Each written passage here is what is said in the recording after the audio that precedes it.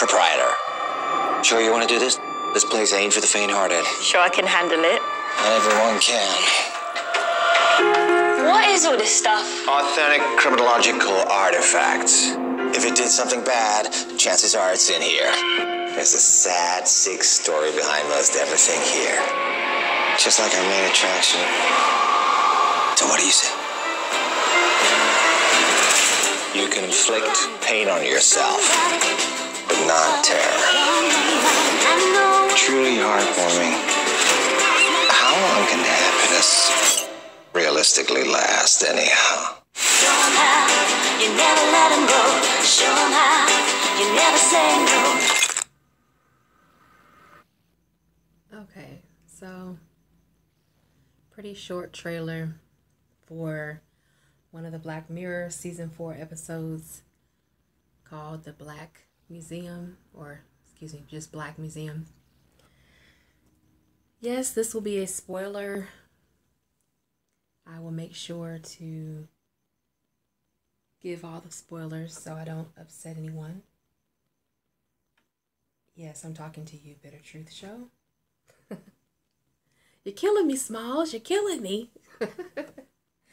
Anyway, so you know how I do. I'm going to replay the trailer with the volume down, just so you don't have to hear my boring voice. You can have something, at least have something to look at. So there's a young woman, as you can tell. She is Letitia Wright from Black Panther. Awesome movie. She played as Shuri in Black Panther. In this episode, she plays a young woman who is exploring. I guess she was traveling. She comes upon this little town, this museum. And this episode is very interesting because it incorporates like 3 other stories into one. So it ends up being like 4 stories in one, because it is the standard story is hers. And the other 3 stories that are spoken of during the episode are also very, very interesting. So in the beginning, she has to have her car charged. So she comes to this Black museum. As you can see here, she's walking up to the museum. Then she has she meets the man who owns the museum, Mr. Haynes Museum. And he has all these artifacts that he's collected, and a lot of them are from some of the Black Mirror episodes. So just a lot of crazy, weird stuff going on.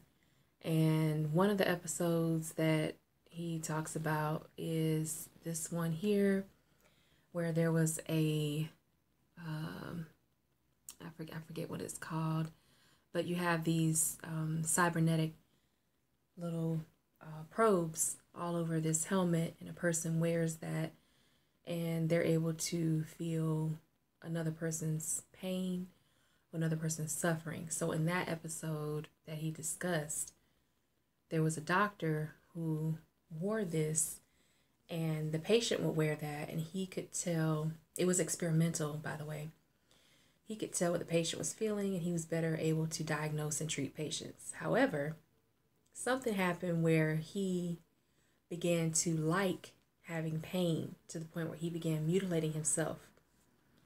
So they go on and show that here, where he was, I think later on in here, he's mutilating himself, cutting himself, doing a lot of damage to his body. That was crazy. As we know, the theme for Black Mirror is when technology turns on you. And Black Mirror is representative as a metaphor for our devices, our cell phones, our tablets, our laptops, and so forth.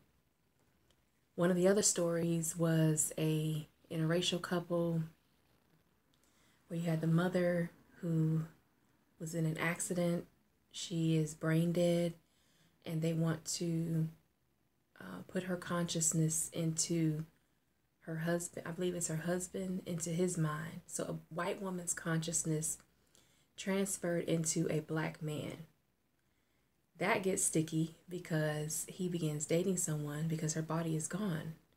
So then they transfer her consciousness into the little stuffed monkey. And this man has the monkey at the museum. So the monkey still has the consciousness of a white woman, her, right there, inside of it, which is extremely disturbing to me. Then you have another story where there is, let's see, let me advance it a little bit. Of course, we had the white bear, the suit from the white bear from a previous season here, based on a true story, based on a story in real life, not on Black Mirror. And then, oh yes, the last story is of the young lady in the episode herself. So the third story is of her father. Her father is a Black man who's wrongfully accused of a crime, and he puts his consciousness into a box, his soul, his spirit into a box, and he is the idea of the game in this museum, this I guess you would call amusement park type thing, is to torture her father anytime a person comes and visits the museum. Sick, twisted bullshit, right? So he doesn't realize that in this episode, she turns the tables on him, and she has the ability at some point in the episode to put his consciousness into the box.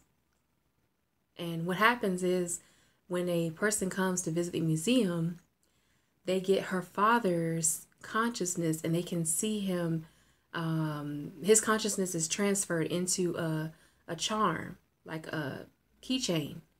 They take that keychain with them, and they can see him screaming, and he's in pain forever. They can see that. So she transfers this white man's consciousness into a keychain and does the same thing to him. Only this time, now he's laying on the floor, brain dead, can't move. His body is worthless. And she takes the keychain to her car, and inside of her consciousness, inside of her mind, her mother is inside of her. So her mother is looking through her eyes inside her brain. So I thought this was a very disturbing, but also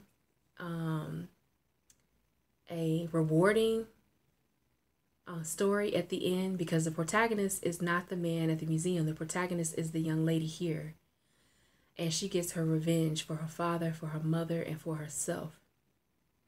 And it's all planned out, because there's a certain thing that she does. She gives him a drink of water.